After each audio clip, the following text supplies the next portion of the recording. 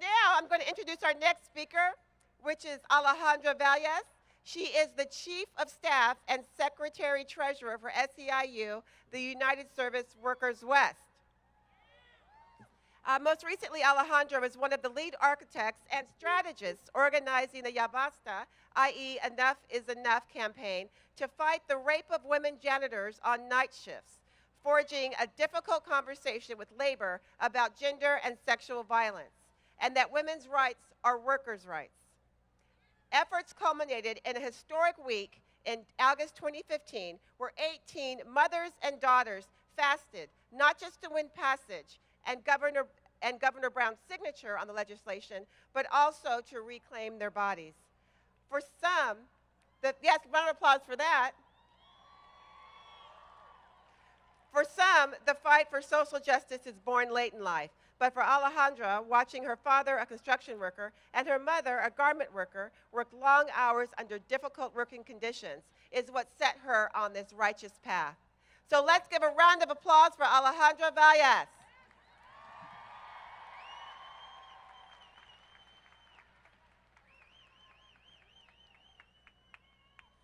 ¿Se puede? ¿Se puede? I can't hear you. ¿Se puede? ¿Se puede? Yes, we can. Hello, California. Hello, Sacramento. Hello, sisters and brothers. Bienvenidos, hermanos y hermanas. My name is Alejandra Valles, and I am here today standing on the shoulders of thousands of women janitors who clean the buildings of Sacramento, across California, and some of the richest skyscrapers across the country. Let's give them a big round of applause.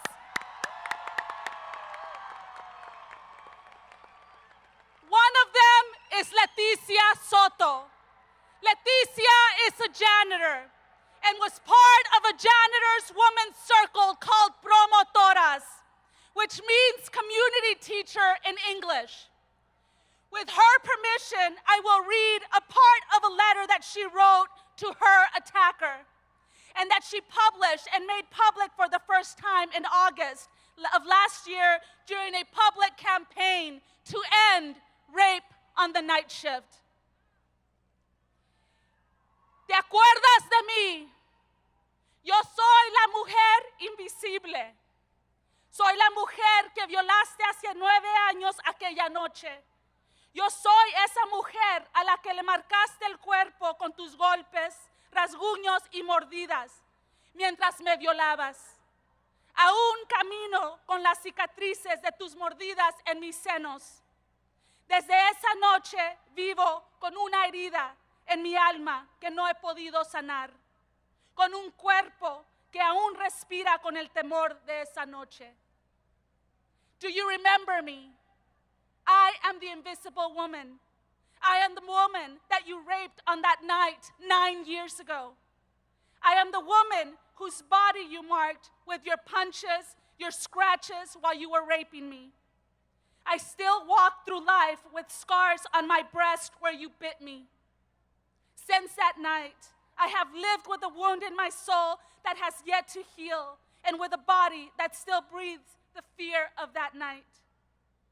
Hermanos y hermanas, I share part of her story with you because let this violent rape, the one that almost caused her to commit suicide and to take her life and those of her children, began with words. Words that weren't just locker room banter. Words that were a means to an end. When her supervisor told her, "Nice piece of ass they finally sent to clean this building." Words he felt that he had the power, the privilege, and the permission to say. If you came to Sacramento in September, you probably saw a tent of 18 immigrant women janitors leading a 5-day fast. You might have heard the promotoras read their letters to their attackers and join them as we cried. We heard from a school teacher who was raped in the classroom back against the chalkboard. Women from the Bay Area, Los Angeles, Sacramento came to that tent to share their stories. An Afro-Latina whose attacker was fixated on her curly hair as he violently assaulted her, and to this day struggles to comb her hair in the mornings. The experience of being in that tent was powerful, beautiful, and yes, uncomfortable. The stories that I heard made me angry. They made me sad, and they shook us to our core. What you didn't hear was in the more than 30 years of justice for janitors, this was never dealt with as a workplace issue, the way that wages and benefits are. What you didn't hear is that many men and women booed the promotoras at our union hall after they presented on the legislation because they didn't think it was a union issue.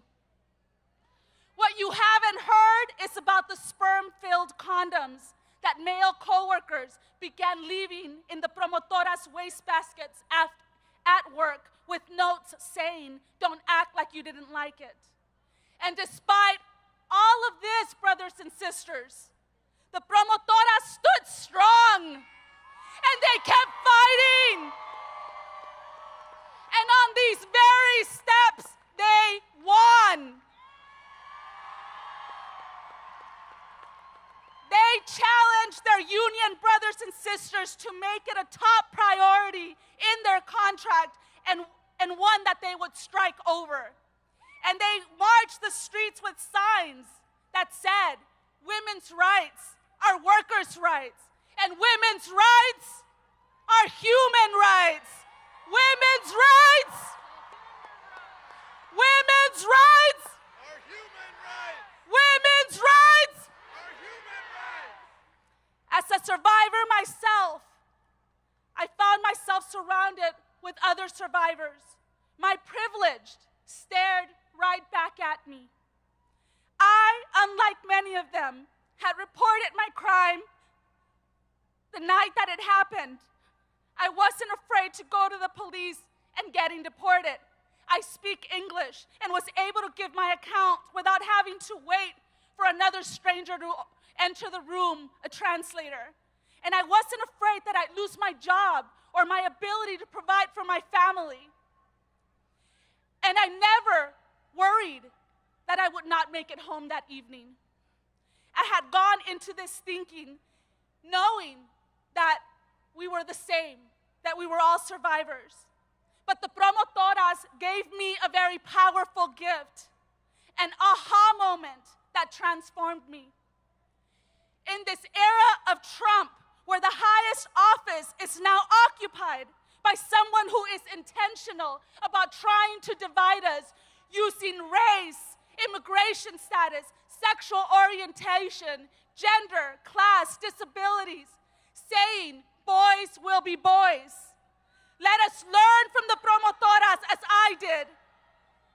Let us not only lean on our sisterhood for support and strength in what we have in common, but let us say loud and clear that our difference is our strength.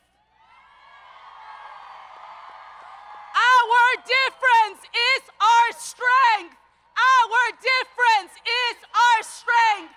Let us lift up those marginalized communities around us, right next to us, because the one thing that we all have in common is that we're all different. Understanding, honoring, and celebrating that will transform us. Let us stand on the shoulders of the women who have gone before us, and then let these own words say, I am a woman. I am a survivor. And today I say to the world, loud and clear, ya basta. Enough is enough.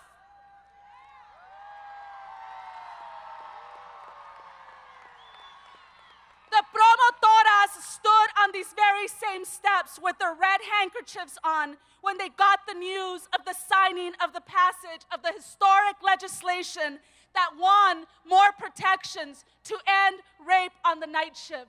In the midst of an election year that had put a bullseye on their backs.